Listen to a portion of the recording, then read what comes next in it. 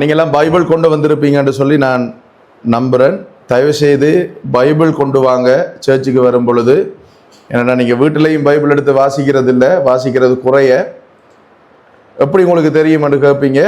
எனக்கு தெரியும், உங்களோட முகங்களை கண்களை பார்க்கும் பொழுதே தெரியும் நீங்கள் வீட்டில் பைபிள் வாசிக்கிறீங்களா இல்லையாண்டு. ஆகையினால ஆராதனைக்கு வரும் பொழுதாவது பைபிளை கொண்டு வந்து இங்கே சொல்லப்படுகிற வேத வார்த்தைகளை நீங்கள் எடுத்து அதை பார்த்து வாசிக்கும்படிக்கு நான் உங்களிடத்துல அதிகாரத்தோடு கேட்கவில்லை, தாழ்மையாக அன்பாக கேட்டுக்கொள்ள விரும்புகிறேன். சரிதானே? அப்ப ஆண்டவருடைய வார்த்தைக்கு நாங்கள் செவி கொடுப்போம். ஓகே, எசேக்கியேல் தீர்க்கதரிசியினுடைய புத்தகம் 36வது அதிகாரம் 1வது வசனத்திலிருந்து 4வது வசனம் வரைக்கும் உங்களுடைய பரிசுத்த வேதாகமங்களிலே கவனியுங்கள். மீண்டுமாக சொல்லுகிறேன், பழைய ஏற்பாட்டு வேதாகமத்துல 1006வது பக்கத்துல எசேக்கியேல் என்று சொல்லப்படுகிற ஒரு தீர்க்கதரிசி இருக்கிறார். சரிதானே? இந்த தீர்க்கதரிசியினுடைய புத்தகத்துல 36வது அதிகாரத்துல 1வது வசனத்திலிருந்து 4வது வசனம் வரைக்கும் கவனிங்க.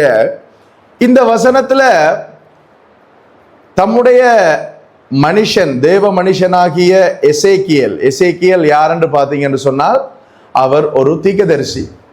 இந்த எசேக்கியேல் எங்க இருந்து தீர்க்கதரிசன ஊழியத்தை செய்தார் என்று பார்த்தீங்கன்னா, இவர் பெபிலோன் என்று சொல்லப்படுகின்ற வேத காலத்தில் இருந்த ஒரு நாட்டில இவர் இருந்து கொண்டு தேவ ஜனமாகிய இஸ்ரவேல் ஜனங்களுக்கு, யூதர்களுக்கு ஆண்டவர் பேசுகிற காரியத்தை பேசிக்கொண்டு வந்தார்.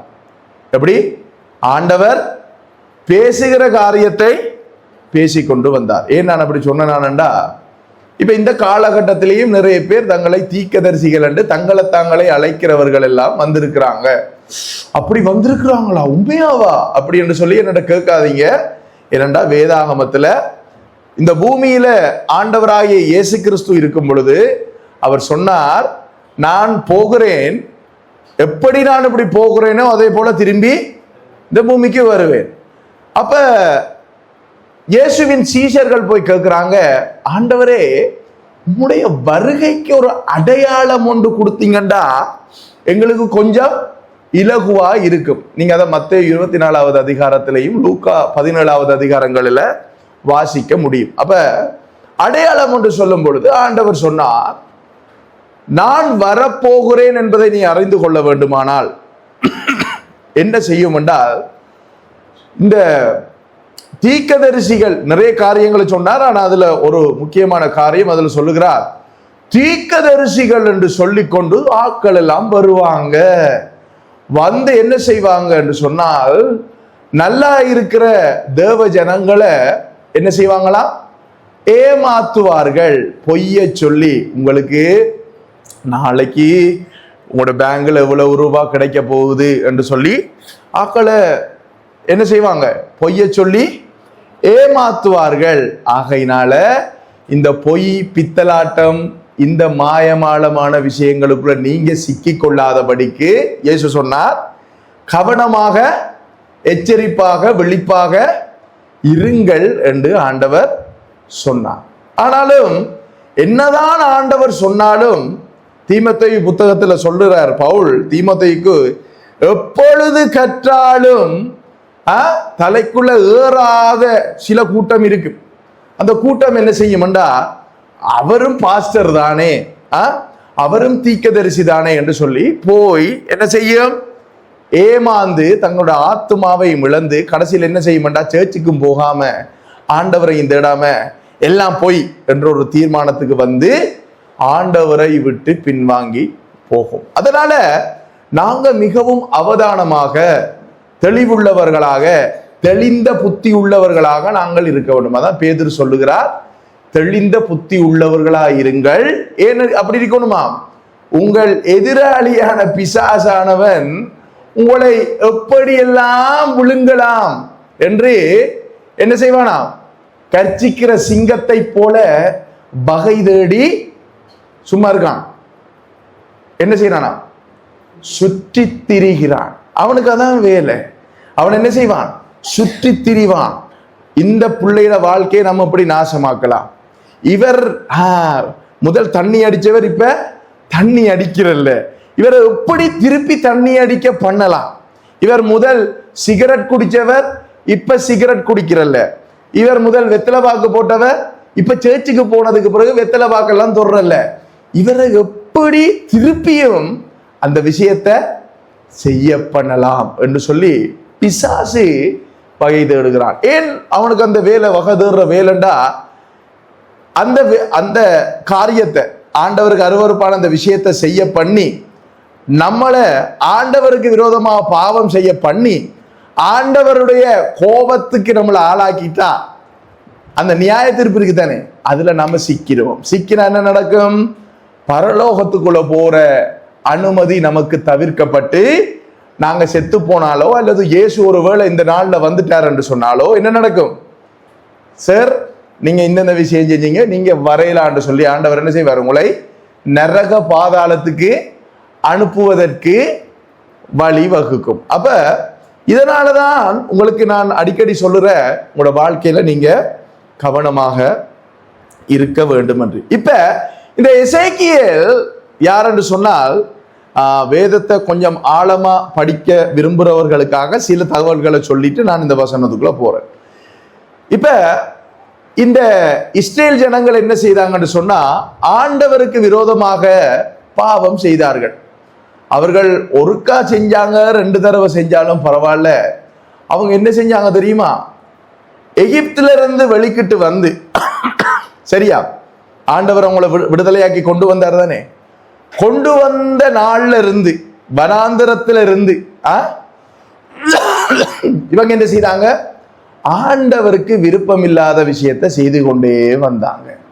ஆண்டவர் இவர்களுக்கு தண்ணி கொடுக்கிறதுக்கு வச்சிருந்தா அதுக்கு முதல் இவங்க என்ன செய்தாங்க? முறுமுறுத்து, தண்ணியது இல்லையா மோசே, தண்ணியை கொண்டு வா என்று மோசையோடு என்ன செய்தார்கள்? முறுமுறுத்தார்கள். எங்களை இந்த வனாந்திரத்துல கொலை செய்யறதுக்காக கொண்டு வந்த நீ எகிப்தில இருந்து என்று சொல்லி எல்லாம் பேசினார்கள். கொஞ்ச தூரம் போனா தண்ணியே ஆண்டவர் கொடுத்தார் தானே, குடிச்சாங்க. கொஞ்ச தூரம் போனாங்க. போனதுக்கு பின்பதாக சொன்னார்கள், எங்களுக்கு பசிக்குது, இப்ப என்ன செய்யுது? பசிக்குது, சாப்பாடுதான், சாப்பாடு இல்லாமல நான் நடந்து போறேன் என்று சொல்லி முறுமுறுத்தார்கள். அந்த வடிவா கேட்கலாம், பசிக்குது மோசே, என்ன சாப்பிடுற என்று கேட்கலாம். இப்படியும் கேட்கலாம், மோசே சாப்பாடு இல்லையா, என்ன இப்படி விடுறானா நாங்க, இப்படியும் கேட்கலாம்.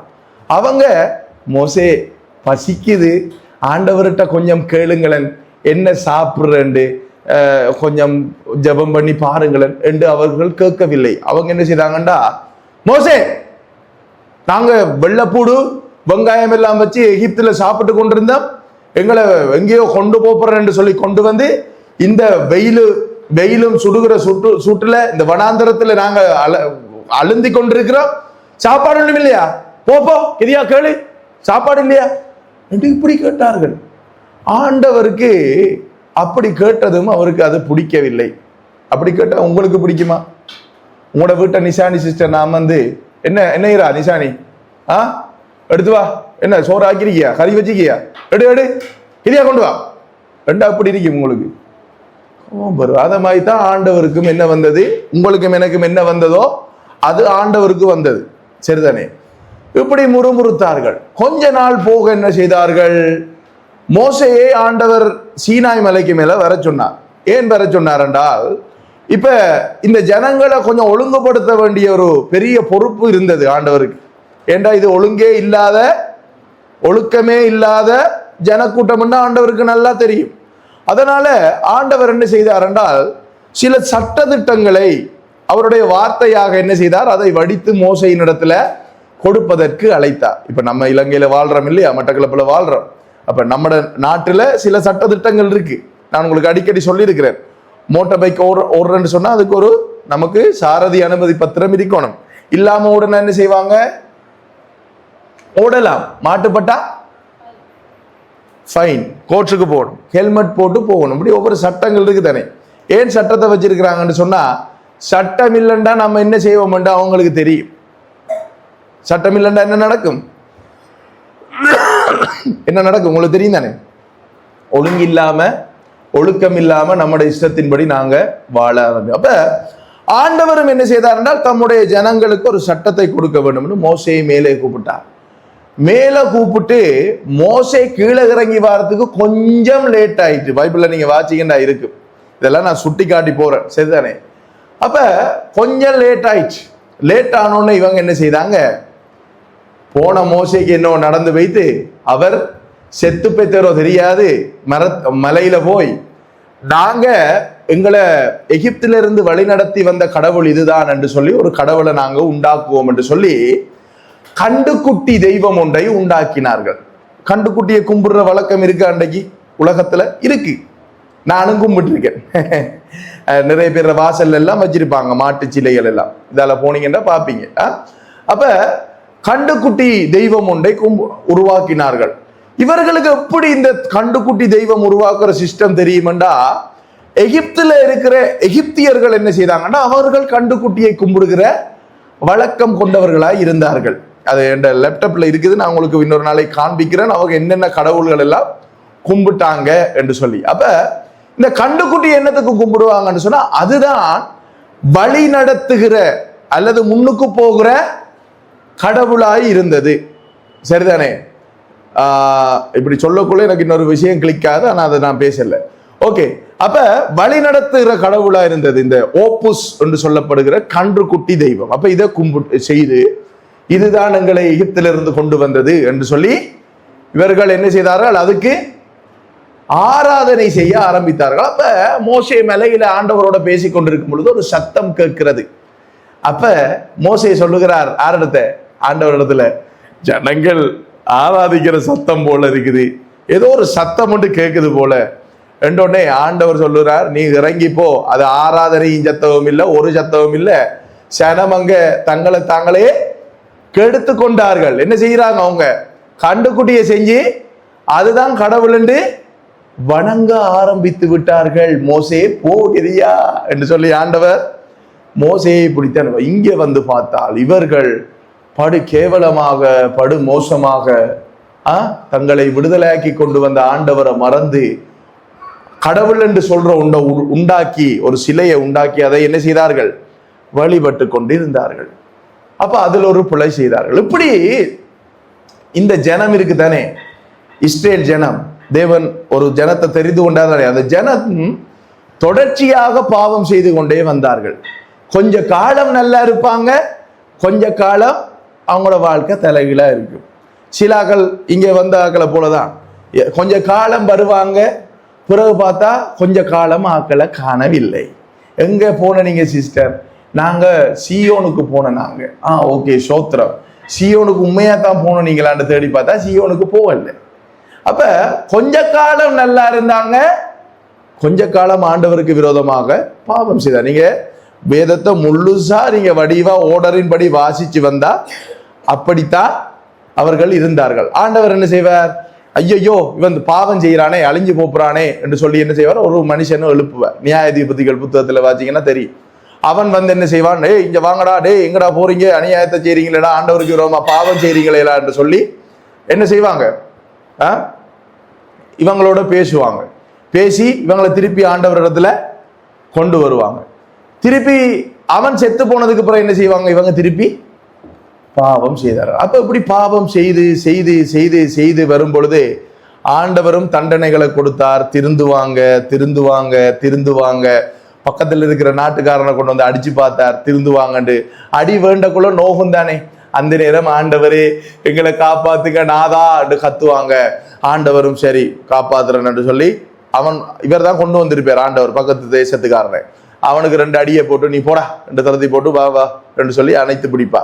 பிறகு பார்த்தா இவங்க என்ன செய்வாங்க, திருப்பியும் பாவம் செய்ய ஆரம்பிப்பார்கள். சரிதானே? இப்படி எல்லாம் செய்து கொண்டு வரும் பொழுது ஒரு தடவை ஆண்டவர் பொறுமை இழந்தவராய் என்ன செய்தார் என்றால் அவருடைய தீர்க்கதரிசிகள் மூலமாய் சொன்னார், உங்களை 70 வருஷத்துக்கு நான் பபிலோன் நாட்டில் அடிமைகளாக உங்களை அனுப்ப போகிறேன். நீங்க மனம் திரும்புகிற ஆக்களும் இல்லை, நீங்க கீழ்ப்படுகிற ஆக்களும் இல்லை. உங்களை நான் 70 வருஷத்துக்கு என்னவா அனுப்ப போறேன், வெளிநாட்டுக்கு ட்ரிப்பா அனுப்ப போறேன். இல்ல, அடிமைகளாக அனுப்ப போகிறேன் என்று சொன்னார். ஏசாயா மூலமாய் பேசினார், எரேமியா மூலமாய் பேசினார், இப்படி தீர்க்கதரிசிகள் மூலமாய் பேசினார். இப்படி பேசிக்கொண்டு வந்தும் இவர்கள் என்ன செய்தார்கள் தெரியுமா? அப்படி பேசுகிறவர்களுடைய பேச்சு இவர்களுக்கு பிடிக்கவில்லை. என்ன செய்தார்கள்? அவர்களை பிடித்து அடிக்க ஆரம்பித்தார்கள். ஆண்டவருடைய தீர்க்கதரிசிகளை கொடுமைப்படுத்தினார்கள். சில தீர்க்கதரிசிகளை கொலையே செய்து போட்டார்கள். ஏன் கொலை செய்தாங்க? நீ நல்லதொன்றும் பேசுறாள், எப்ப பார்த்தாலும் ஆண்டவர் அடிப்பார், ஆண்டவர் அடிப்பார், மனம் திரும்பு மனம் திரும்பு மனம் திரும்புண்டே கடினமா பேசி கொண்டிருக்கிறா. எங்களுக்கு இதெல்லாம் சரி வராது, எங்களுக்கு ஒரு நல்ல ஆசீர்வாதமா இருப்பாய், உனக்கு ஒரு பெண் குழந்தை பிறக்க போகிறது, உனக்கு ஒரு கார் கிடைக்க போகிறது, உனக்கு ஒரு பங்களா கட்டித்தர போகிறார் ஆண்டவர், இப்படி பேசன், அது கொஞ்சம் நல்லா இருக்கும் என்று சொல்லி அவர்கள் எதிர்பார்த்தார்கள். ஆனால் வந்த தீர்க்கதரிசிகள் எப்படிப்பட்டவர்கள்? அவர்கள் ஆண்டவர் சொல்லுகிறதை சொல்லுகிறவரா இருந்தார். அப்படி இருந்த ஒரு தீர்க்கதரிசி தான் இந்த எசேக்கியேல் தீர்க்கதரிசி. இப்ப அந்த வசனத்தை நம்ம பைபிள்ல வாசிப்போம். எசேக்கியேல் தீர்க்கதரிசி மூலமாய் ஆண்டவர் எதை இந்த ஜனங்களுக்கு பேசுகிறார் என்று முதலாவது வசனத்தை பாருங்க. சொல்லுகிறார், மனுபுத்திரனே என்று சொல்லி எசேக்கியேலை பார்த்து ஆண்டவர் சொல்லுகிறார், மனுபுத்திரனே, நீ இஸ்ரவேல் மலைகளை நோக்கி தீர்க்கதரிசனம் உரைத்து சொல்ல வேண்டியது என்னவென்றால். ஏன் இஸ்ரவேல் மலைகளை நோக்கி சொல்றாள்? இஸ்ரேல் ஜனங்களை பார்த்து பேசு. ஏன் மலையை பார்த்து பேச சொல்ற தெரியுமா? இவனுக்கு சொன்னாலும் கேட்க மாட்டான, நீ மலையாவது பார்த்து பேசு, அதாவது கேட்டுட்டு வாயிலாட்டியும் தனக்குள்ள அழுதுட்டாவது போகும் என்று சொல்றதுக்கு தான் ஆண்டவர் என்ன சொல்றார்? மலையை பார்த்து பேசு என்று சொல்லி சொல்லுகிறார். இஸ்ரவேல் மலைகளே, கர்த்தருடைய வார்த்தையை கேளுங்கள். இப்ப என்ன, எசேக்கியேல் மலைகளை பார்த்து பேசுற மாதிரி இவங்களுக்கு பேசுகிறார். ஆமோஸ் தீர்க்கதரிசி புத்தகம் எத்தனை பேர் வாசிச்சிருக்கீங்க? ஆமோஸ் தீர்க்கதரிசி புத்தகத்தை வாசிங்கன்னா, ஆமோஸ் இந்த யூதேயா என்று சொல்லப்படுகிற இஸ்ரவேல் நாட்டினுடைய தெற்கு பகுதியில இருந்த ஒரு தீர்க்கதரிசி. அவர் தீர்க்கதரிசி இல்ல, அவர் ஒரு மேய்ப்பன். என்ன வேலை வர்ற வேலை? ஆடு மேய்க்கிறதா இவர வேலை. இவர பாட்டுக்கு ஆடு மேய்ச்சிட்டு அவர விவசாயத்தை பார்த்துட்டு அவர் நல்ல ஜொலியா இருந்த ஒரு மனுஷன். ஒரு நாள் இவன்ல என்ன தாண்டவர் கண்டாரோ தெரியல, வந்து நின்று சொன்னார், நீ இந்த பிசினஸ் எல்லாம் விட்டுட்டு கொஞ்சம் இங்க வா, எனக்கு கொஞ்சம் வேலை செய்ய வேண்டியிருக்கு. கூட்டி கொண்டு போய் எங்க கொண்டு போனார்? வடபகுதிக்கு கொண்டு போனார், இஸ்ரேல் நாட்டுக்கு கொண்டு போய் சொன்னார், நான் சொல்றதை இந்த ஜனத்துக்கு நீ சொல்லு ஆமோஸ் என்றார். இப்ப இவன் தெற்குல இருந்து வடக்குக்கு போய் அவனுக்கு ஆண்டவர் பேசுறத சொன்னா அவனால் கடுப்பாயிருவானுகள். அப்ப இவன் சொன்னான் ஆண்டவர்கிட்ட, நீங்க ஆமோஸ் தீர்க்கதரிசி புத்தகத்தை பாருங்க, வாட்சி பாருங்க, ஆண்டவரே நான் போய் அவனுக்கு, நான் ஆடு மேய்க்கிறவன், நான் ஆசாரியனும் இல்லை, நான் போய் சொன்ன இவனை என்ன செய்வானு எனக்கு நல்லா தெரியும், செருப்பாலே அடிப்பான்கள். எனக்கு செருப்பு போட்டிருந்தாங்களோ தெரியா, நான் நமக்கு விளங்கும்படிக்கு நான் சொல்றேன். கூப்பிட்டு வச்சு என்ன குட்டுவானல், நீ என்ன தீர்க்கதரிசி சொல்ற எனக்கு, ஆடு மேய்க்கிற நீ, அப்படியெல்லாம் பேசினாங்க. நீங்க அந்த அதுல வாட்சி பாருங்க. ஒரு ஆசாரியன் வந்து சொல்றான் ஆமோஸை பார்த்து, இங்க வா, நீ ஆடு மேய்க்கிறல்ல, போய் உண்ட ஊர்ல ஆடு மேய், அங்க போ, இங்க வந்து கத்திட்டு கிடக்காமன்னு சொல்லி பேசுறான் ஒருத்தன் ஆமோஸை கூப்பிட்டு. அப்ப ஆண்டவர் ஒரு ஐடியா கொடுத்தார் ஆமோஸுக்கு. சரி, நீ இஸ்ரேலுக்கு தீர்க்க தரிசனம் சொல்லாம முதலாவது என்ன செய்யண்டா, இஸ்ரேல் நாட்டை சுத்தி இருக்கிற மற்ற நாடுகளுக்கெல்லாம் என்ன நடக்க போதுண்டு தீர்க்க தரிசனம் சொல்லு. அப்ப இவர் என்ன செய்யறார்? தீருவே ஆண்டவர் உள்ள தீ கொளுத்துவார், தமஸ்குவே ஆண்டவர் உள்ள தீ கொளுத்துவார் என்று சொல்லி ஒவ்வொரு தேசமாக தீர்க்க தரிசனம் சொல்லி, கடைசியா தண்ட நாட்டுக்கு தீர்க்க தரிசனம் சொல்லி, கடைசியா தான் வந்து என்ன செய்யறார் என்றால், எந்த நாட்டுக்கு தீர்க்க தரிசனம் சொல்லும்படிக்கு ஆண்டவர் ஆமோஸை அழைத்தாரோ அந்த நாட்டுக்கு அவர் தீர்க்க தரிசனம் உரைக்க ஆரம்பித்தார். அதே போலதான் இங்க இவர் எசேக்கியேல் என்ன செய்கிறார்? இஸ்ரவேல் மலைகளை பார்த்து கர்த்தருடைய வார்த்தையை கேளுங்க என்று சொல்லி அவர் பேசுகிறார். எசேக்கியேல் புத்தகத்தை வாசிங்கன்னு சொன்னா, ஆண்டவர் மலைகளை பார்த்து மட்டும் எசேக்கியேல் பேச சொல்லல, செத்து போன உலர்ந்து போன எலும்புகளை பார்த்தெல்லாம் பேச சொல்றார். நானும் நீங்களும் இருந்தா என்ன செய்வோம்? கொண்டு போய் ஆண்டவர் விட்டு வனாந்திரத்துல விட்டு நான் ஆண்டவர்கிட்ட கேட்கறது உண்டு, ஆண்டவரே ஏன் நாதா என்ன இந்த கொக்குவிலுக்குள்ள கொண்டு வந்தீர்? நாதா இது கொக்குவிலுக்குள்ள ஊழியம் செய்யலுமா மனுஷன்? பயங்கியம் எல்லாம் இல்ல, இதுகள் உம்மட ஜனம் மாதிரியே இருக்கு ஆண்டவரே நாதா. அதுகள் எப்படி உமக்கு கீழ்ப்படியாம நடந்ததோ, எப்படி உமக்கு நன்றி இல்லாமல் நடந்ததோ, அப்படியே இந்த கொக்குவில் கிராமத்தில் இருக்கிற சனமும் எவ்வளவுதான் விழுந்து விழுந்து, டேய் குடிக்காதீங்கடா, மனம் திரும்புங்கடா, இயேசுவை ஏற்றுக்கொள்ளுங்கடா, ஆண்டவர் வழியில நடங்கடா, உங்களோட பிள்ளைகளோட எதிர்காலம் ஆசீர்வதிக்கப்படுண்டா, நீங்க இப்படி பிள்ளையெல்லாம் செஞ்சீங்கடா அந்த பாதிப்பு உங்களோட குடும்பத்துல உங்களோட பிள்ளைகள சந்ததிக்கெல்லாம் கடத்தப்படுண்டான்னு சொன்னாலும் நீ என்னடா எனக்கு சொல்ற, எனக்கு எல்லாம் தெரியும், நான் கேம்பிரிட்ஜில் போய் படிச்சுட்டு வந்தேனான்ன்ற மாதிரி சிலர் இங்கே நடந்து கொள்ள. அப்ப நான் ஆண்டவரிடத்திலே கதறுவேன், என்னதா இந்த சோதனை? இதற்குத்தானா என்னை வேதாகம கல்லூரியிலே படிக்க வைத்தீர், பல வேத ரகசியங்களை எனக்கு காண்பித்து கொடுத்தீர், நான் ஆண்டவரிடத்துல புலம்பர். அப்ப எசேக்கியேலுக்கு நடந்தது என்ன? உலர்ந்த எலும்புகளை உங்களை போய் செத்த சவக்காலையில, கல்லியங்காட்டு சவக்காலையில கொண்டு போய் வச்சு ஆண்டவருக்கு இப்ப கேள்வி வைக்கிறார், இந்த கல்லியங்காட்டுல செத்திருக்கிற இந்த சவம் எல்லாம் எழும்புமா தம்பி இல்ல தங்கச்சி என்று கேட்டா நீங்க என்ன பதில் சொல்லுவீங்க? என்ன கரைச்சல்டாது, ஞாயிற்றுக்கிழமை நாத்துல கோழிக்கறியை வேண்டி ஆக்கி சாப்பிடுறது குப்புறப்படுக்காம கல்லியங்காட்டுல போய் இது எழும்புமா எழும்பாதா, இதெல்லாம் தேவையானாதா உமக்கு என்று நம்ம ஒரு கேள்வியை கேட்போம். ஆனால் எசேக்கியேல் அதெல்லாம் சொல்லல. எசேக்கியேல் என்ன சொன்னா, ஆண்டவரே உமக்குத்தான் தெரியுமப்பா என்றான். அதே போல இங்க மலைகளை பார்த்து பேசும்படிக்கு அவர் சொல்லுகிறார். 2வது வசனத்தை பாருங்க, என்ன சொல்ல போகிறார் என்று சொல்லி பார்ப்போம். கர்த்தராகிய ஆண்டவர் உரைக்கிறார், பகைஞன் உங்களை குறித்து ஆஹா நித்திய மேடுகள் எங்கள் வசமாயிற்று என்று சொல்லுகிறபடியினால். இப்ப இவங்க இந்த இஸ்ரேல் ஜனங்கள் இருக்காங்க தானே, நான் அப்போது சொன்னதான், ஆண்டவருக்கு விரோதமாக பாவம் செய்தார்கள்.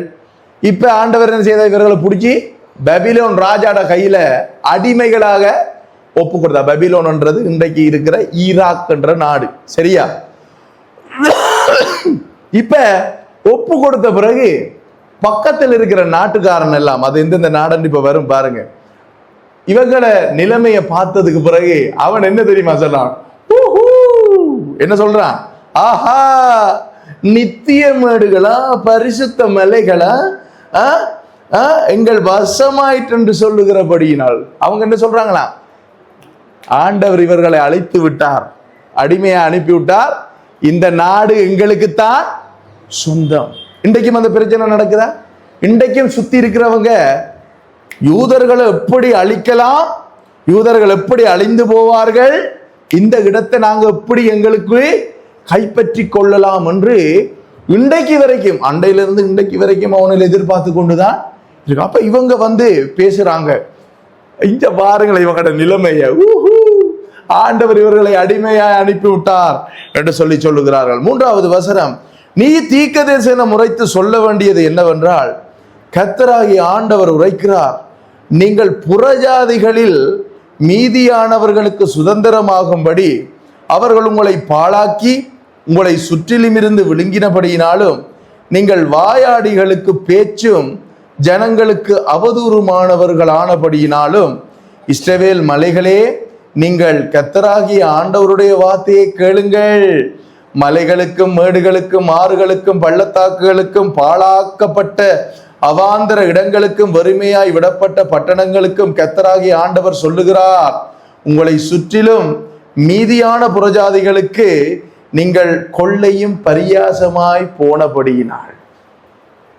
ஆண்டவர் ஒரு ஜனத்தை அழைத்து, சரிதானே, அவர்களுக்கு ஒரு நாட்டை உருவாக்கி, அவர்களுக்கு ஒரு மொழியை உண்டாக்கி, அவர்களுக்கு ஒரு கலாச்சாரத்தை உண்டாக்கி, அந்த நாடு எப்படிப்பட்ட நாடு என்று வேதம் சொல்லுகிறது என்றால், பாலும் தேனும் ஓடுகிற நாடு. இன்றைக்கு வரைக்கும் நீங்க உங்களுக்கு சந்தர்ப்பம் கிடைச்சா நீங்க போய் பாருங்க, இஸ்ரேல் நாட்டுற எல்லைக்கு போங்க, இஸ்ரேல் நாட்டுக்குள்ள பச்சை பசேலன்று இருக்கு, அந்த எல்லைக்கு அங்கால பாத்தீங்கன்னா வறண்டு போய் கிடக்கும். அப்படிப்பட்ட ஒரு நாட்டை ஆண்டவர் இவர்களுக்கு கொடுத்தார். ஆனால் இவர்கள் நாட்டை எடுத்துக்கொண்டார்கள், ஆனால் நாட்டை கொடுத்த தேவனை மறந்தார்கள், நன்றி இல்லாதவர்களாய் மாறினார்கள்.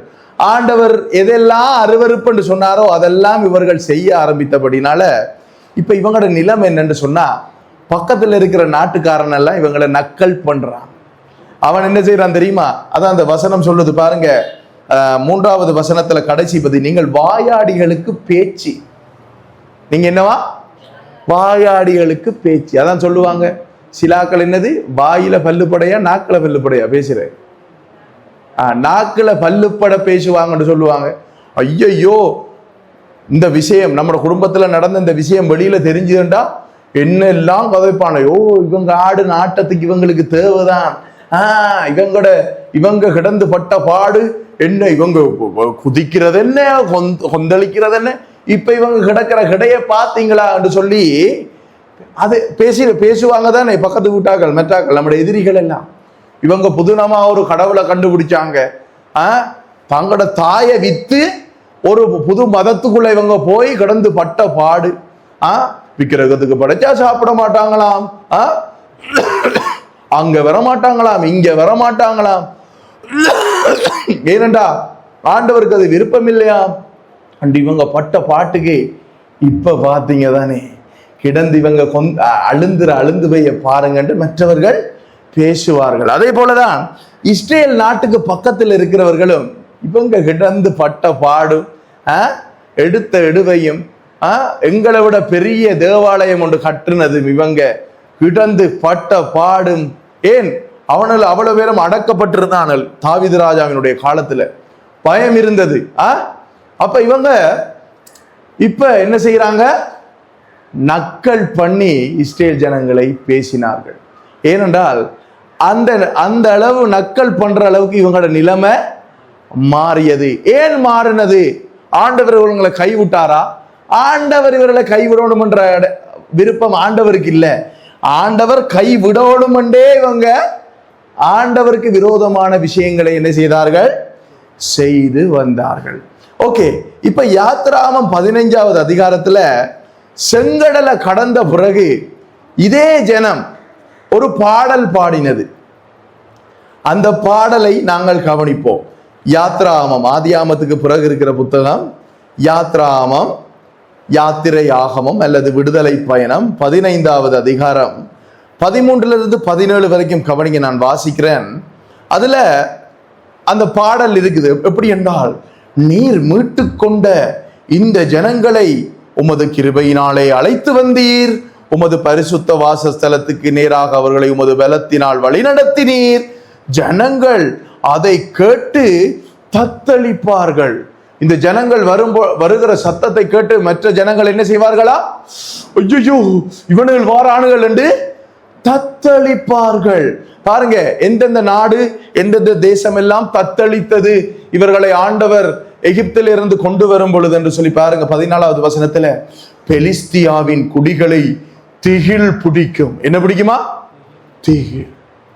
பெலிஸ்தியாவின் ஜனங்கள், அடே எகிப்தில் இருந்து ஒரு ஜனம் வருதாண்டா, எகிப்து அந்த நாட்டையே நாசமாகி போட்டானுங்களாண்டா, எகிப்தையே நாசமாக்கிட்டானுங்களாண்டா, நம்மட நாட்டை ஐயோ என்று செய்ய போறானுங்களோ தெரியலையே என்று பெலிஸ்தியாவின் நாட்டு ஜனங்களுக்கு என்ன பிடிச்சதா?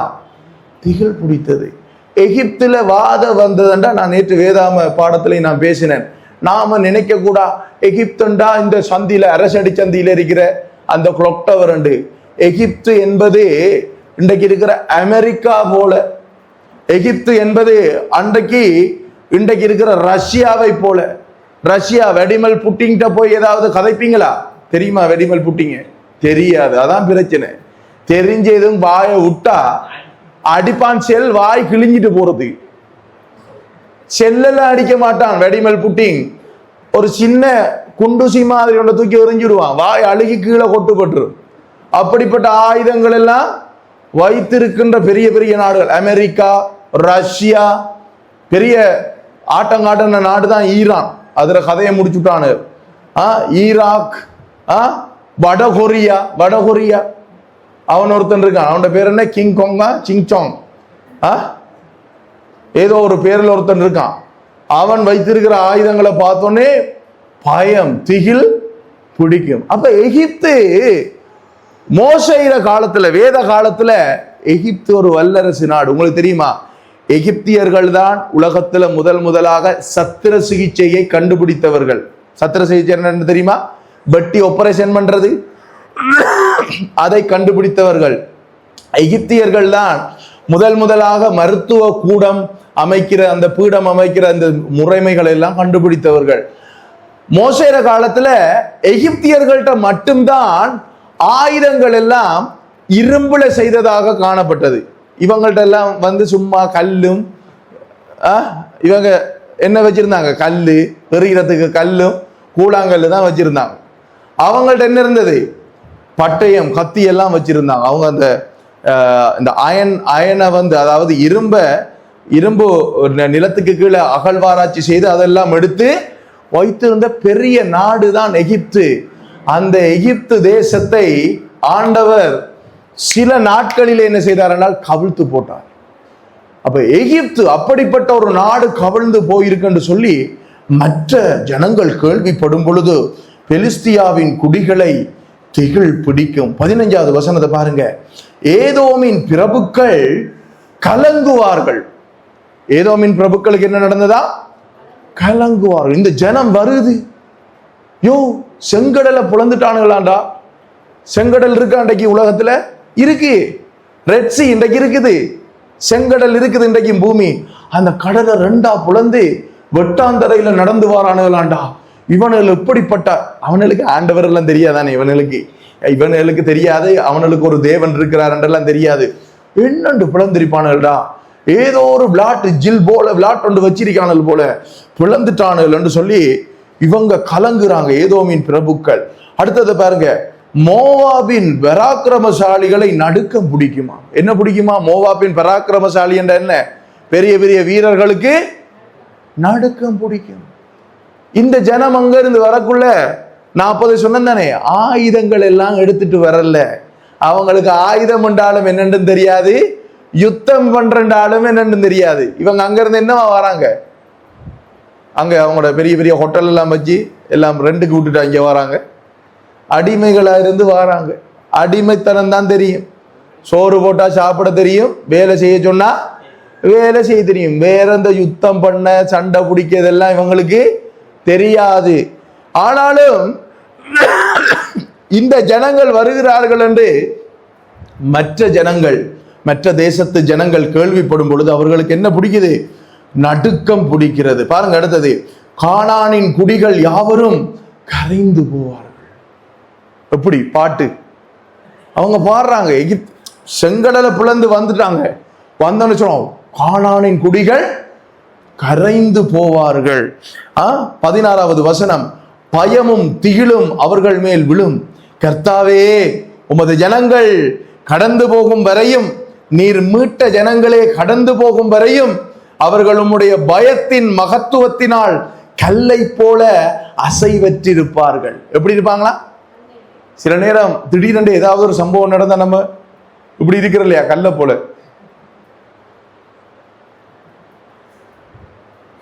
அந்த மாதிரி இந்த ஜனங்கள் போகும் பொழுது, டேய் சத்தம் போட்டுறாதீங்கடா, இல்லைன்னா நம்மளையும் அடிச்சு துவம்சம் பண்ணிடுவானுங்கள்டா, சத்தம் போடாம இவனுகள் எகிப்தையே கவிழ்த்த ஆக்கள் இவனுகள் யாரு?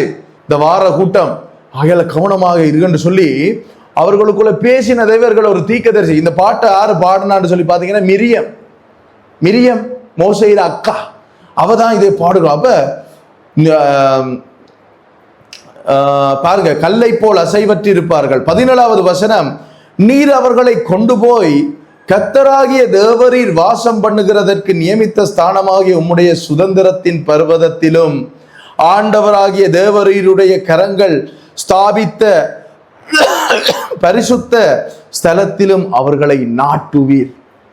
அப்ப இந்த ஜனங்கள் அடிமைகளாய் இருந்து வரும் பொழுதே மற்ற நாட்டு ஜனங்களுக்கு என்ன பிடிச்சது? பயமும் கலக்கமும் திகிலும் இதுவும் பிடிச்சது. இப்ப எசேக்கியேல் அவங்க என்ன சொல்றாங்க? அதே நாட்டு ஜனங்கள், இவங்களோட நிலைமையை பார், இவர்கள் இப்ப அடிமைகளாக போய் கிடக்குறாங்க. எங்க? பாபிலோன்ல. இவங்களுக்கு ஒரு தேவன் இருந்தாராமே, அந்த தேவன் இவர்களை காப்பாற்றினாராமே, இவர்களுக்கு அற்புதங்கள் அடையாளங்கள் அது இது என்று நிறைய செய்தாராமே, இவர்கள் யுத்தம் பண்ணாம சும்மா இருந்தாலே இவங்களோட யுத்தம் பண்ண போகிற சனம் சும்மா விழுந்து சாகுதாமே. வேதத்துல பாருங்க, 30,000 40,000 என்று சொல்லி ஆண்டவர் ஒரே இரவில் என்ன செய்தார்? ஒரு தூதனை வச்சு போட்டு தள்ளினார் இவங்களுக்கு விரோதமா வந்தவர்களை. அப்ப இப்படி பயம் நடுக்கம் எல்லாம் பிடித்திருந்த இந்த ஜனங்களை இப்ப என்ன நடந்தது? மற்ற ஜனங்கள், மற்ற ஜாதியர்கள் இந்த தேவனுடைய ஜனங்களை பார்த்து பரியாசம் பண்ற அளவுக்கு இவருடைய நிலைமை மாறினது. உபாகமம் 2வது அதிகாரமா, 2வது அதிகாரம் 25வது வசனத்தை பாருங்க. நான் வாசிக்கிறேன். அந்த வாக்குத்தத்தத்தை பாருங்களேன். உங்களுக்கே சில நேரம் தலை சுத்தும் அந்த வாக்குத்தத்தத்தை வாசிக்கக்குள்ள. வானத்தின் கீழ் எங்கும் உள்ள ஜனங்கள் உன்னாலே திகிலும் பயமும் அடையும்படி செய்ய இன்று நான் தொடங்குவேன். ஆண்டவர் சொல்லுகிறார் இஸ்ரேல் ஜனங்களுக்கு. வானத்தின் கீழ், வானம் இருக்கா மேல? வானத்தை பார்த்திருக்கீங்களா? மேல இருக்கா? ஓ, அப்ப வானத்துக்கு கீழ் எங்கும் உள்ள ஜனங்கள் உன்னாலே திகிலும் பயமும் அடையும்படி செய்ய இன்று நான் தொடங்குவேன் என்று ஆண்டவர் ஒரு வாக்குத்தத்தம் பண்ணுகிறார். அவர்கள் உன் கீர்த்தியை கேட்டு, அவர்கள் உன்னுடைய புகழை கேட்டு என்ன செய்வார்களாம்? உன் நிமித்தம் நடுங்கி வேதனைப்படுவார்கள் என்றார். ஆண்டவர் சொல்லுகிறார், உன்னுடைய புகழை கேட்டதுமே அவர்களுக்கு என்ன நடக்கும்? நடுக்கம் பிடிக்க ஆரம்பிக்கும். அப்படி ஆண்டவர் இந்த ஜனங்களை கனப்படுத்தினார். ஆண்டவர் தம்முடைய இந்த ஜனங்களை கனப்படுத்தினார். இப்ப பாருங்க, யோசுவா புத்தகம் எடுங்க. அதுல ஒரு புறஜாதி, ஒரு விபச்சார பெண், இவர்களை குறித்த ஒரு காரியத்தை அங்கே போன இஸ்ரவேல் ஜனங்களினுடைய அந்த வேவுகார இடத்திலே அவள் சொல்லுகிறதை பாருங்கள். யோசுவா புத்தகம் 2வது அதிகாரம் 9வது வசனத்தை பாருங்க. அதுல அந்த பெண் என்ன சொல்றாள்னால், கர்த்தர் உங்களுக்கு தேசத்தை ஒப்பு கொடுத்தார் என்றும், உங்களை பற்றி எங்களுக்கு திகில் பிடித்திருக்கிறது என்றும், உங்களை குறித்து தேசத்து குடிகள் எல்லாரும் சோர்ந்து போனார்கள் என்றும் அறிவேன். நீங்கள் எகிப்தில் இருந்து புறப்பட்ட போது கர்த்தர் உங்களுக்கு முன்பாக சிவந்த சமுத்திரத்தின் தண்ணீரை வற்றி போக பண்ணினதையும், நீங்கள் யோர்தானுக்கு அப்புறத்தில் சங்காரம் பண்ணின எமோரியரின் 2 ராஜாக்களாகிய சீகோனுக்கும் ஓகுக்கும் செய்ததையும் கேள்விப்பட்டோம். கேள்விப்பட்ட போது எங்கள் இருதயம் கரைந்து போயிற்று. உங்களாலே எல்லாருடைய தைரியமும் அற்று போயிற்று. உங்கள் தேவனாகிய கர்த்தரே உயர வானத்திலும் கீழே பூமியிலும் தேவனானவராய் இருக்கிறார் என்று யார் சொன்னார்? அந்த ஒரு விபச்சார பெண், அந்த வேசி பெண் சொன்னாள். அவளுடைய பேர் ராகாப். அவள் இங்க இப்ப எரிகோ பட்டணத்தை பிடிக்கணும். இந்த ஜனங்கள் போறாங்க. என்னத்துக்கு? எரிகோ பட்டணத்தை எப்படி பிடிக்கலாம், என்ன மாதிரி இந்த பட்டணம் என்று சொல்லி பார்ப்பதற்கு போனார்கள். இந்த எரிகோ பட்டணத்தை சுற்றி மதில்கள் அமைக்கப்பட்டிருந்தது அந்த நாட்கள்ல. அந்த மதில்களுடைய அகலம் எப்படி என்றால், குதிரை பூட்டின 2 குதிரை பூட்டின ரதம் இருக்கு இல்லையா, இந்த ரதங்கள் 4 ஒரே நேரத்தில் போகக்கூடிய அகலம் உள்ளதாக இந்த எரிகோ பட்டணத்தின் மதில்கள் காணப்பட்டது. இந்த விபச்சார பெண், வேசி பெண், இவள் இந்த மதில்களுக்கு மேலதான் அவளுடைய வீடு இருந்தது. ஏனென்றால் அவளுடைய தொழில் விபச்சாரம் தானே. அப்ப பட்டணத்துக்கு வருகிறவர்களை அவள் என்ன செய்வாள்? கவர்ந்து இழுத்து அவள் என்ன செய்வாள்? விபச்சாரம் செய்து அவள் அவங்களிடத்துல பணம் சம்பாதிப்பாள். அப்ப இப்ப இஸ்ரேல் ஜனங்கள் இந்த பட்டணத்தை பிடிக்கிறதுக்கு வேவு பார்க்க போன பொழுது, சரியா, வேவு பார்க்க போன பொழுது இவளுடைய வீட்டில தான் தங்குறாரு. தங்கும் பொழுது நீங்க யாரு என்று சொல்லி அவள் கேட்கும் பொழுது இவர்கள் சொல்லுகிறார்கள், நாங்க தான் இந்த ஜனம் என்று சொல்லும் பொழுது அவள் தலையில் அடிச்சு கத்துறாள். அவள் பேசின வசனத்தை தான் அப்போதே நான் 9வது வசனத்திலிருந்து அவள் சொல்றாள், நீங்களா? நீங்க வந்த நீங்க அங்க எகிப்துல செஞ்ச வேலையெல்லாம் இங்க கேட்ட பொழுதே எங்களுக்கு நடுக்கமும் பயமும் பிடித்தது என்று சொல்லி அவள் சொன்னாள். அப்ப ஏன் இதெல்லாம் நான் காண்பிக்கிறேன்டா, ஆண்டவர் தம்முடைய ஜனத்தை எவ்வளவு மரியாதையாக, எவ்வளவு மற்றவர்கள் மரியாதை கொடுக்கும் அளவுக்கு, இந்த ஜனமா அவனால் அல்லேலூயா அல்லேலூயான்னு கத்துறவனுகள், ஞாயிற்றுக்கிழமண்டா கத்த ஆரம்பிச்சிருவானுகள், வியாழக்கிழமண்டாலும் கத்துறானுகள், வெள்ளிக்கிழமண்டாலும் கத்துறானுகள், சனிக்கிழமண்டாலும் கத்துறானுகள். எங்களுக்கு தெரியல, என்னத்தை சொன்னாலும் அவனால் கத்துறானுகள் கத்திக்கொண்டே இருக்கானுகள். அந்த தேவன் எப்படிப்பட்டவரோ எங்களுக்கு தெரியாது. ஆனால் ஏதோ ஒன்றிவனுகள்கிட்ட இருக்கத்தான் செய்யுது என்று புறஜாதிகள் இஸ்ரேல் ஜனங்களை பார்த்து எப்படி பேசினார்களோ அப்படித்தான் தேவ ஜனங்களை குறித்த அபிப்பிராயமும் அவர்கள் மத்தியிலே இருந்தது. யோசுவா புத்தகம் 5வது அதிகாரம் 1வது வசனத்தை பாருங்க. அதுல யோசுவா ஒரு காரியத்தை பேசுகிறார் பாருங்க. இஸ்ரவேல் புத்திரர் கடந்து தீருமளவும் கர்த்தர் யோர்தானின் தண்ணீரை அவர்களுக்கு முன்பாக வற்றி போக பண்ணினதை யோர்தானுக்கு மேல்கரையில் குடியிருந்த எமோரியரின் சகல ராஜாக்களும் சமுத்திரத்தருகே குடியிருந்த கானானியரின் சகல ராஜாக்களும் கேட்டது முதற்கொண்டு அவர்கள் இருதயம் என்ன செய்ததாம்? கரைந்து இஸ்ரவேல் புத்திரருக்கு முன்பாக சோர்ந்து போனார்கள். யோர்தான் என்பது ஒரு சின்ன நதி. என்னது நதி? இன்றைக்கும் இஸ்ரேல் நாட்டில் இருக்குது. இந்த நதியையும் ஆண்டவர் என்ன செய்தார்? இவர்கள் கடக்க வேண்டும் என்று வற்றி போக பண்ணினார். நதியை வற்றி போக பண்ணின கதைய எமோரியரின் ராஜாவும் அந்த ஜனங்களும் கேட்ட பொழுது அவர்களுக்கு என்ன பிடித்தது? திகில் அவர்களை பிடிக்க ஆரம்பித்தது. ஆண்டவர் தம்முடைய ஜனங்களை அவ்வளவு கனமுள்ளவராய் அவர் வைத்திருந்தார். ஆனால் இவர்கள் என்ன செய்தார்கள்? ஆண்டவர் சொன்னதுக்கு கீழ்ப்படியாம, ஆண்டவர் வசனத்தை விட்டு வழி விலகி ஆண்டவருக்கு அருவருப்பான காரியங்களை செய்து இப்ப அந்த ஜனங்கள், எந்த ஜனங்கள் இவர்களை கண்டு பயந்தார்களோ, எந்த ஜனங்கள் இவர்களை குறித்து ஒரு மரியாதையை வைத்திருந்தார்களோ, அந்த ஜனங்களே இவர்களை பரியாசம் பண்ணும் அளவுக்கு, நக்கல் பண்ணும் அளவுக்கு இவருடைய நிலைமை மாற்றம் அடைந்தது என்று எசேக்கியேலிலே பார்க்கிறோம். ஏன் இப்படி மாற்றம் அடைந்தது இவருடைய நிலைமை என்பதை ஆண்டவர் தம்முடைய வார்த்தையிலே நமக்கு கற்றுக் கொடுக்கிறவராய் இருக்கிறார். உபாகம புத்தகம் 26வது அதிகாரம், உபாகம புத்தகம் 26வது அதிகாரத்துல ஆண்டவர் திட்ட தெளிவாக, ஆண்டவர் கண்ண பொத்தி அறையிற ஆண்டவர் அல்ல, அவர் ஜீவனுள்ளவர், அவர் சொல்லியும் செய்யாதிருக்கிறவர் அல்ல, அவர் சொன்னதைத்தான் செய்கிறவர், செய்கிறதைத்தான் சொல்லுகிறவர்.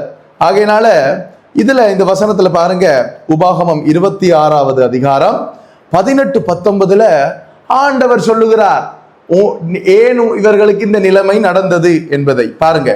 கர்த்தரும் உனக்கு வாக்கு கொடுத்து உனக்கு சொல்லி இருக்கிறபடி நீ என்னுடைய கட்டளைகளை எல்லாம் கை கொண்டால் எனக்கு சொந்தமான ஜனமாயிருப்பாய் சொல்லுகிறார். கர்த்தரும் உனக்கு வாக்கு கொடுத்து உனக்கு சொல்லி இருக்கிறபடி நீ என்னுடைய கட்டளைகளை, என்னுடைய வார்த்தைகளை, என்னுடைய வசனத்தை அதை நான் உனக்கு எழுதி கொடுத்திருக்கிறேன், அதை நீ கை கொண்டால், கை கொண்டால் என்னவா இருப்பாயாம்? எனக்கு நீ சொந்தமான ஜனமாயிருப்பாய் என்றும் 19வது வசனத்துல நான் உண்டு பண்ணின எல்லா ஜாதிகளை பார்க்கிலும் புகழ்ச்சியிலும் கீர்த்தியிலும் மகிமையிலும் உன்னை சிறந்திருக்கும்படி செய்வேன் என்றும் நான் சொன்னபடியே நீ உன் தேவனாகிய கர்த்தரான எனக்கு பரிசுத்த ஜனமாயிருப்பாய் என்றும் அவர் இன்று உனக்கு சொல்லுகிறார் என்றான். மோசே உபாகம புத்தகத்தில் இதை எழுதி வைத்திருக்கிறார், ஆண்டவர் சொன்னதை. அப்ப அவருடைய வார்த்தைகளை கை கொண்டால் எனக்கு நீ சொந்தமான ஜனமாயிருப்பாய். அவருடைய வார்த்தையை நீ கை கொள்ளல, நீ என்ன சொல்ற, நான் நினைச்சதான் செய்வேன் என்று நீ வாழ்ந்தால், நீ நடந்தால், என்ன சொல்றார் ஆண்டவர், நீ எனக்கு சொந்தமான ஜனமாய் இருக்காதபடிக்கு உன்னை, அடுத்த பக்கம் நீ சொந்தமான ஜனமாய் இருப்பாய் என்று சொன்னா, இதை செஞ்சா நீ எனக்கு சொந்தமான ஜனம். நீ இதை செய்யல, நீ கடப்புளித்தனம் பண்ணினால், நீ திருக்கிளாஸ்தனம் பண்ணி பாஸ்டரை ஏமாத்தலாம், ஆண்டவரை ஏமாத்தலாம் என்று நினைச்சு நீ விளையாட்டு காட்ட வெளிக்கிட்டால் ஆண்டவர் என்ன சொல்றார், உன்னை நீ சொந்தமான ஜனமாக வைக்க மாட்டேன். அடுத்த வசனத்தில் சொல்றார், நான் உண்டு பண்ணின எல்லா ஜாதிகளை பார்க்கிலும் நீ புகழ்ச்சியா இருப்பா. என்னுடைய வசனத்தை நீ கை கொள்ளல் என்று சொன்னா உன்னை என்ன செய்வா, நீ புகழ்ச்சியில் உன்னை இகழ்ச்சியாக பண்ணுவேன். நீ கீர்த்தியா இருப்பா. நீ என்ன வார்த்தையை கேட்கல என்று சொன்னா உன்னை என்ன செய்வேன், மற்றவர்கள் நக்கல் பண்ணும் படிக்கு அதை என்ன செய்வேன், உனக்கு அனுமதிப்பேன். நீ மகிமையிலும் உன்னை சிறந்திருக்கும்படி செய்வேன். இப்ப அவருடைய வார்த்தையை கடைபிடிக்கும் பொழுது, உபாகமம் 28வது அதிகாரத்தை நீங்க வாசிங்கண்டா, அதுல ஆண்டவர் சொல்லுகிறார், இங்க பாருமனே, உனக்கு எந்த நேரம் உபதேசம் பண்ணி கொண்டு எனக்கு இருக்கலாது, மரணத்தையும் ஜீவனையும் சாபத்தையும் ஆசீர்வாதத்தையும் உனக்கு முன்பாக வைத்திருக்கிறேன். அதை அவருக்கு பாப்பமா 28ஆம் அதிகாரத்துல பாருங்க, 1வது வசனத்தை பாருங்க, நான் வாசிக்கிறேன். இன்று நான் உனக்கு விதிக்கிற உன் தேவனாகிய கர்த்தருடைய கட்டளைகளின் படியெல்லாம் செய்ய நீ கவனமாய் இருக்கும்படிக்கு. எப்படி இருக்கட்டாமா செய்யறதுக்கு? சும்மா வசனத்தை கேட்டுட்டு தட்டிட்டு போக சொல்லல, வசனத்தை கேட்டு அதையின்படி செய்வதற்கு நீ எப்படி இருக்க வேண்டுமா, நானும் நீங்களும் கவனமாய் இருக்கும்படிக்கு அவர் சத்தத்திற்கு எப்படி செவி கொடுக்கட்டும். அப்ப பொய்யா செவி கொடுக்கறதும் இருக்குன்னு சிலாக்கள் வந்திருந்து சிலாக்களுக்கு கையெல்லாம் நடுங்கும். என்ன என்ன பாஸ்ட், என்ன சிஸ்டர், அபிஷேகம், அபிஷேகத்தில் இருக்கிறேன், நான் பிரசன்னத்தில் இருக்கிறேன். நல்ல சிஸ்டர் சோத்திரம். அங்கால போனா சிஸ்டர் வாயில வார வார்த்தைகளை அதுக்கு பிறகு கேட்கலாம். புருஷன் என்னவோ காய்ச்சித்தான் வைப்பமே, புருஷன் என்னவோ காய்ச்சிட்டான், சிஸ்டர் வாயிலிருந்து அதுக்கு பிறகு வரும் வார்த்தைகள் அப்பா, சங்கீத புத்தகம் 160வது அதிகாரத்திலிருந்து எல்லாம் பாடுவாங்க சிஸ்டர். அதான் நீங்க ஆண்டவர் சொல்லுகிறார், அவர் சத்தத்திற்கு உண்மையாய் செவி கொடுப்பாயானால், எல்லாம் ஆனால் நீ செஞ்சால், நீ செய்வியா செய்ய மாட்டியா எனக்கு தெரியாது, ஆண்டவருக்கு தெரியும் தானே, தெரியாது. நீ கவனமாயிருந்தால், செவி கொடுத்தால், உன் தேவனாகிய கர்த்தர் பூமியில் உள்ள சகல ஜாதிகளை பார்க்கிலும் உன்னை மேன்மையாக வைப்பார். அப்ப நீங்க மேன்மையாக இல்லாம இஸ்ரேல் ஜனங்களுக்கு நடந்ததுதான் நமக்கும் நடக்கும். ஏன்? இயேசு நேற்றும் இன்றும் நாளைக்கும் என்றைக்கும் மாறாதவர். அப்ப தன்னுடைய ஜனங்களுக்கு அவர் எதை செய்தாரோ அதைத்தான் நமக்கு செய்வார். அப்ப மேன்மையாக வைப்பார். உண்மையாய் செவி கொடுக்கவில்லையா? நாங்க அப்போது சொன்ன மாதிரி கடப்புளித்தனம் திருக்கிளாஸ் வேலை பார்க்கலாம் என்று நாங்கள் நினைத்தால் மேன்மையாக அல்ல, இருந்த நிலைமையை விட படுமோசமான நிலைமையிலே ஆண்டவர் வைப்பார். அதான் எசேக்கியேல் மூலமாய் தம்முடைய ஜனங்களுக்கு பேசுகிறார். என்ன சொல்லுகிறார்? நீங்க இப்ப மற்றவன் எல்லாம் உங்களை வந்து பலிச்சு கீழே போட்டு பேசி கேவலமா பேசுற அளவுக்கு நீங்க மாறி போயிட்டீங்க இல்லையா? ஏன் நடந்ததுன்னு உங்களுக்கு தெரியுமா? நான் எத்தனையோ தடவை உங்கள்ட்ட சொன்னேன், என்ற வார்த்தைக்கு கீழ்ப்படிங்க, நான் சொல்றதை செய்யுங்க, உங்களுக்கு எல்லாம் நல்லதாவே நடக்கும், நான் அதெல்லாம் பார்த்து கொள்றேன், நீங்க நல்லா இருப்பீங்க என்று சொல்லி சொன்னேன். நீங்க கேட்டீங்களா? கேட்கல. ஏன் கேட்கல? உங்களுக்கு கேட்கிற மனது இல்லை, கீழ்ப்படுகிற மனது இல்லை. நாம் மனதுல முறுமுறுக்கிறதுல இருந்து வாயில பேசுறது எல்லாத்தையும் பரிசுத்த ஆவியானவர் என்ன செய்கிறார்? பக்கத்திலிருந்து கேட்டுக்கொண்டுதான் இருக்கிறார். அதான் இயேசு சொன்னார், நீங்க மனுஷகுமாரனுக்கு விரோதமா செஞ்ச பாவம் வேணுமென்றாலும் மன்னிக்கப்படும், ஆனால் பரிசுத்த ஆவியானவருக்கு விரோதமாய் செய்கிற பாவம் உங்களுக்கு இம்மையிலையும் மன்னிக்கப்படாது, மறுமையிலையும் மன்னிக்கப்பட. ஆகையினாலே கவனமா இருக்கும்படிக்கு ஆண்டவர் பல இடங்களிலே தம்முடைய வார்த்தையின் வாயிலாய் அவர் பேசியிருக்கிறார். ஓகே, மல்கியா புத்தகத்தில் ஆண்டவர் மல்கியா தீர்க்கதரிசி மூலமா ஒரு காரியத்தை பேசுகிறார். 2வது அதிகாரம், மல்கியா 2வது அதிகாரம், பழைய ஏற்பாட்டு வேதாகமத்தில் கடைசி புத்தகம் அதுதான், மத்தேயுவுக்கு முன்னால் இருக்கும். மல்கியா தீர்க்கதரிசியின் புத்தகம் 2வது அதிகாரம் 9வது வசனத்தில் பாருங்க, ஆண்டவர் சொல்லுகிறார், நீங்கள் என் வழிகளை கை கொள்ளாமல் வேதத்தை குறித்து பட்சபாதம் பண்ணினபடியினால் நானும் உங்களை எல்லா ஜனத்துக்கு முன்பாகவும் அற்பரும் நீசரும் ஆக்கினேன். என்ன என்ன சொல்றார்? நீங்கள் என் வழிகளை கை கொள்ளாமல் வேதத்தை என்ன நினைச்சதா? பட்சபாதம். இன்னொரு இடத்துல ஆண்டவர் சொல்லுகிறார், நான் என் வேதத்தை எழுதி உங்களுக்கு கொடுத்தேன், அதை அவர்கள் அந்நிய காரியமாய் எண்ணினார்கள். ஆண்டவர் இன்னொரு என்ன சொல்றார்? என் வார்த்தைகளை எழுதி வேதமாக நான் அவர்களிடத்திலே கொடுத்தேன். ராசாத்தி இதை எடுத்து வாசிங்க, வாசிச்சு உங்களோட வாழ்க்கையை நீங்க சீர்படுத்துங்க, கடவுள் உங்களை ஆசீர்வதிக்கணுமா, உங்களை சரியான வழி நடத்தணுமா, நீங்க கொடுங்க செய்யுங்க என்று சொல்லி சொல்லும் பொழுது அவர்கள் அதை எப்படி நினைச்சாங்களா? வேதமா நித்திர தூங்குது, அதை தூக்குனா பைபிளா? பைபிள் வாசிக்க எனக்கு நித்திர வருது, பைபிளை எனக்கு கையில தூக்கி கொண்டு சர்ச்சுக்கு கொண்டு வரையே வெக்கமா இருக்கு, மாச்சலா இருக்குது. என்னதுக்கு? பைபிளை தூக்கி கொண்டு வருவதற்கு. அதான் நீங்க சொல்லுகிறார், நீங்கள் என் வழிகளை கை கொள்ளாமல் வேதத்தை குறித்து பட்சபாதம் பண்ணினபடியால் நானும், யார் சொல்றார்? கர்த்தர் சொல்லுகிறார், நானும் உங்களை எல்லா ஜனத்துக்கு முன்பாக அற்பரும் நீசருமாக. ஆண்டவரே உங்களையும் என்னையும் அற்பரும் நீசருமாக்குனா வேற யாரு ராசா உங்களை உயர்த்தேலும்? கடவுளையே உங்களை சபிச்சு விட்டாருன்னு வைங்களேன். கடவுள் என்னையும் உங்களையும் சபிச்சுட்டாருன்னு வைக்க, ஒரு கற்பனைக்கு நான் சொல்றேன். அப்ப யாரு வந்து ஆசீர்வதிக்கலும்? அமெரிக்காவா?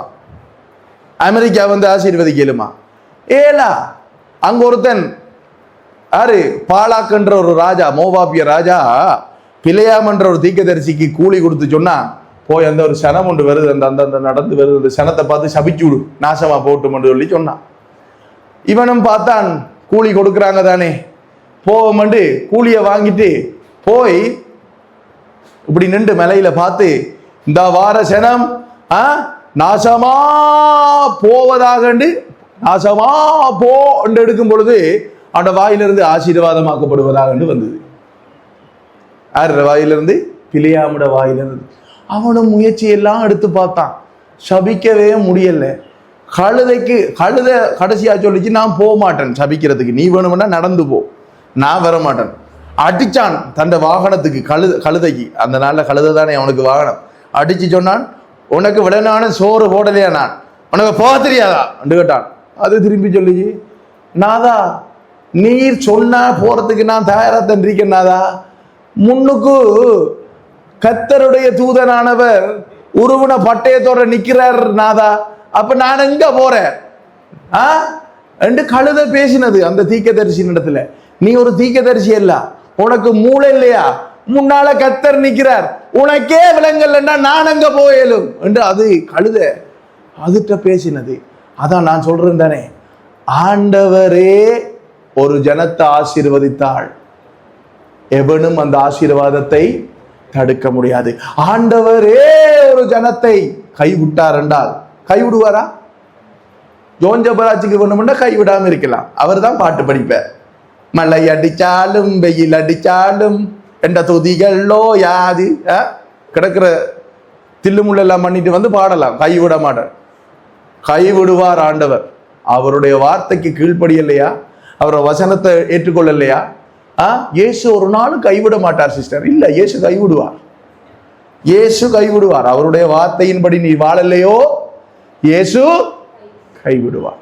அப்ப ஆண்டவர் அவருடைய வேதத்தை நமக்கு எழுதி, இந்த வேதாகமத்துல அந்த நாட்கள்ல நடந்த சம்பவங்களை நமக்கு பதிவிட்டு கொடுத்திருப்பதற்கான நோக்கம் என்னவென்றால், 1 கொரிந்தியர் 10வது அதிகாரம் எடுங்க. 1 கொரிந்தியர் 10வது அதிகாரம். அதுல எதற்காக இதெல்லாம் கொடுக்கப்பட்டிருக்கிறது என்பதனுடைய காரணத்தை தேவனுடைய ஆவியானவர் அப்போஸ்தலனாகிய பவுல் மூலமாக எழுதி கொடுத்திருக்கிறார். நீங்க அதை வீட்டை போய் வாசிச்சு பார்க்கலாம். 1 கொரிந்தியர் 10வது அதிகாரம் 1வது வசனத்திலிருந்து அது ஆரம்ப காலங்களிலிருந்து என்னென்னலாம் நடைபெற்றதோ அவ்வளவு சம்பவத்தையும் பதிவு செய்து 11வது வசனத்துல ஆண்டவர் சொல்லுகிறார். ஆண்டவர் வார்த்தை சொல்லுகிறது, இவைகள் எல்லாம் திருஷ்டாந்தங்களாக சரியா அவர்களுக்கு சம்பவித்தது உலகத்தின் முடிவு காலத்தில் உள்ள நமக்கு எச்சரிப்பு உண்டாகும்படி வேதமே எழுதப்பட்டது. தெரியுமா? அங்க நடந்த சம்பவங்கள், அங்கே என்னென்ன காரியங்கள் நடந்தது, மோசேயை பத்தி அறிஞ்சு கொள்றதுக்கு நமக்கு வேதம் எழுதப்படல. மோசேயின் வாழ்க்கை மூலமாக, மோசேயின் மூலமாக நாம் ஆராதிக்கிற தேவன் எப்படிப்பட்டவர் என்பதை அறிந்து கொள்வதற்கு தான் வேதம் நமக்கு எழுதி கொடுக்கப்பட்டது. அப்ப அங்க நடந்த சம்பவங்கள் எல்லாம் வேதம் தெளிவாக சொல்கிறது. உலகத்தின் முடிவு காலத்திலே வாழ்கிற எனக்கும் உங்களுக்கும் எச்சரிப்பு உண்டாகும்படிக்கு திருஷ்டாந்தம் என்றால் உதாரணம், எக்ஸாம்பிள்ஸாக நமக்கு எழுதி கொடுக்கப்பட்டிருக்கிறது. அப்ப நாங்க வேதத்தை அன்றாடம் நாங்கள் வாசித்தால், வேதத்தை அன்றாடம் நாங்கள் படித்தால்தான் வேதத்தில் இருக்கிற சம்பவங்கள், வேதாகமத்தில் இருக்கிற காரியங்களை நாங்கள் புரிந்து கொள்ள முடியும். புரிந்து கொள்வதன் மூலமாக நாம் ஆராதிக்கிற தேவன் எப்படிப்பட்டவர் என்பதை அறிந்து கொள்ள முடியும்.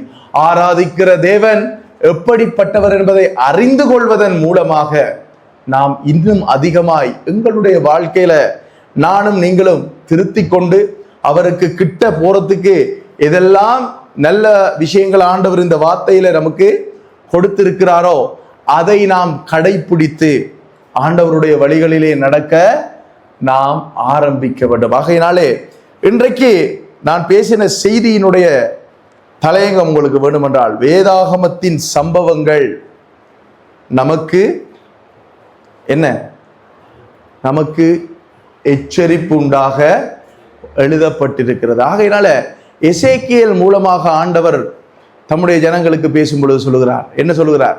உங்களை மத்தவன் பகுடி பண்ற அளவுக்கு உங்களை மத்தவன் எவ்வளவு மரியாதை வச்சிருந்தான், உங்களை பார்க்கும் பொழுது அவனுக்கு ஒரு பயம், ஒரு ரெஸ்பெக்டா, நீங்க வாரீங்கன்னு சொன்னா உங்களை கண்டோன்னே எழும்பி நிக்கிற அளவுக்கு ஒரு மரியாதையை தேவன் உங்களை குறித்து ஏற்படுத்தி வைத்திருந்தார். ஆனால் நீங்கள் என்ன செய்தீர்கள்? உங்களுக்கு கொழுப்பு பிடிச்சு போய் நீங்க என்ன செஞ்சீங்க?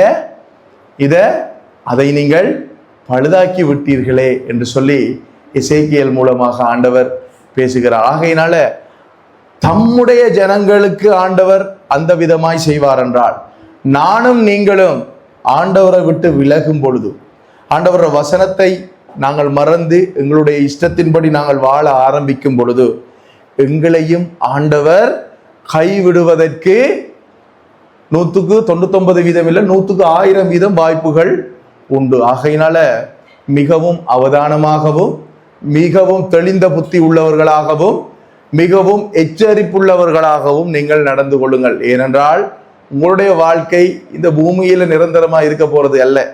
இந்த பூமியின் வாழ்க்கை இன்னும் கொஞ்ச நாட்கள்ல, இன்னும் சில வருஷங்கள்ல அப்படியே முடிஞ்சு கடந்து போயிடும். ஆனா நம்முடைய மெய்யான வாழ்க்கை எங்கே ஆரம்பிக்கும் என்றால் பரலோகத்திலே நித்திய ஜீவனுக்குள்ளே தான் நம்முடைய வாழ்க்கை ஆரம்பிக்கும். நாங்கள் அங்கே நித்தியமா இருக்க வேண்டுமானால் இப்ப இந்த பூமியில நாங்கள் இருக்கிற நாட்கள் எல்லாம் கடவுளுடைய வழிகளிலே, ஆண்டவருடைய வசனத்திலே எங்களுடைய வாழ்க்கையை நாங்கள் நடத்தக்கடுவோம். நாங்கள் கண்களை மூடி ஜெபம் பண்ணுவோம். எழுந்திருப்போமா? எழுந்திருந்து நாங்க ஜெபம் பண்ணி கேட்ட வார்த்தையின் நிமித்தம் நாங்கள் சிந்தித்து பார்ப்போம். நாங்கள் ஆண்டவருடைய வார்த்தையை கேட்டு இருக்கிறோம்.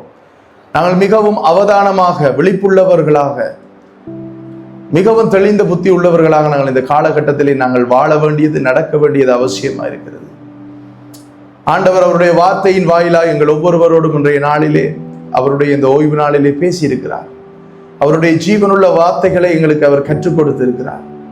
அவருடைய பரிசுத்த வார்த்தைகள் எங்கள் ஒவ்வொருவரோடும் பேசி இருக்கிறது. ஆகையினாலே இந்த வேளையிலே நாங்கள் சிந்தித்து பார்ப்போம், கேட்ட செய்தியை சிந்தித்து பார்ப்போம். தம்முடைய சொந்த ஜனத்துக்கே அவர் தண்டனை பனிஷ்மெண்ட் கொடுக்கிறார் என்று சொன்னால் எனக்கும் உங்களுக்கும் எம்மாத்திரம்.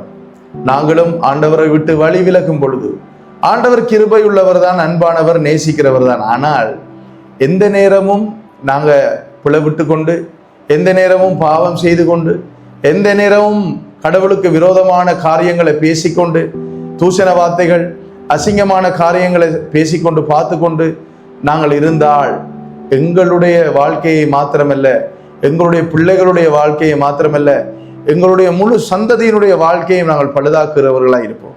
அப்படிப்பட்ட ஒரு சந்ததியை ஆண்டவர் எதிர்பார்க்கவில்லை. ஆண்டவர் எதிர்பார்க்கிற சந்ததி தேவனுக்கு பயந்து கடவுளுடைய வழிகளிலே நடக்கிற சந்ததியை அவர் எதிர்பார்க்கிறவராய் இருக்கிறார். ஆகையினாலே நாம் வெளிப்புள்ளவர்களாய், தெளிவுள்ளவர்களாய், கேட்ட இந்த வசனம் எங்களுடைய இருதயத்திலிருந்து அழிந்து போகாதபடிக்கு, அது நிலையாக இருக்கும்படிக்கு அடிக்கடி இந்த வார்த்தைகளை நோட்ஸ் எடுத்தவங்க, கேட்டவங்க, ஞாபகம் இருக்கிறவங்க எடுத்து அடிக்கடி வாசிச்சு பாருங்க, தியானிங்க. ஆண்டவர் அவருடைய வசனத்தின் வாயிலாய் நம் ஒவ்வொருவரோடும் பேசுவாராக. மகா இரக்கமும் கிருபையும் அன்பும் நிறைந்த எங்கள் நல்ல ஆண்டவரே, இந்த அருமையான இந்த காலை பொழுதுக்காய், இந்த ஞாயிற்றுக்கிழமை ஓய்வு நாளுக்காய், இந்த ஆராதனை பொழுதுக்காய் உமக்கு நன்றி செலுத்துகிறோம். ஆண்டவரே, உம்முடைய ஜீவனுள்ள வசனத்தின் வாயிலாய் எங்கள் ஒவ்வொருவரோடும் பேசினீங்களே அப்பா, அதற்காக உமக்கு நன்றி செலுத்துகிறோம். ஆண்டவரே, நாங்கள் பலவீனவர் உள்ளவர்கள் தான், குறைபாடு உள்ளவர்கள் தான். ஆண்டவரே, எந்த ஒரு சூழ்நிலையிலும், எந்த ஒரு சூழ்நிலையை நாங்கள் சுட்டி காட்டியும் ஆண்டவரை உம்மை விட்டு நாங்கள் வழி விலகி போகாதபடிக்கு, ஆண்டவரை உம்முடைய வசனத்தை விட்டு நாங்கள் கம்ப்ரமைஸ் ஆகாதபடிக்கு, உம்முடைய வசனத்தை விட்டு நாங்கள் பக்க வழியாய் திரும்பி போகாதபடிக்கு, ஆண்டவரே, இந்த உலகத்தின் இச்சைகளிலே, உலகத்தின் மாயையான பாவமான காரியங்களிலே சிக்கிக் கொள்ளாதபடிக்கு எங்கள் ஒவ்வொருவரையும் நீர் காத்து கொள்ளும்படிக்கு நாங்கள் செபிக்கிறோம். ஆண்டவரே, இன்றைய நாளிலே ஆராதனையில கலந்து கொண்ட, இன்றைய நாளிலே ஆராதனையில கலந்து கொள்ளாத ஒவ்வொருவரையும் கைகள் ஒப்புக் கொடுக்கிறேன். ஆண்டவரே, அவர்கள் ஒவ்வொருவரையும் ஆண்டவரை இறுக பற்றி கொள்வீராக. உடைய வழிகளில் அவர்களை நடத்தும்படிக்கு நான் செபிக்கிறேன். இயேசுவின் மூலம் ஜெபம் கேட்கிறேன் எங்கள் ஜீவனுள்ள நல்ல பிதாவே, ஆமென். கர்த்தர் உங்களை ஆசீர்வதிப்பார். அமர்ந்து கொள்ளுங்கள்.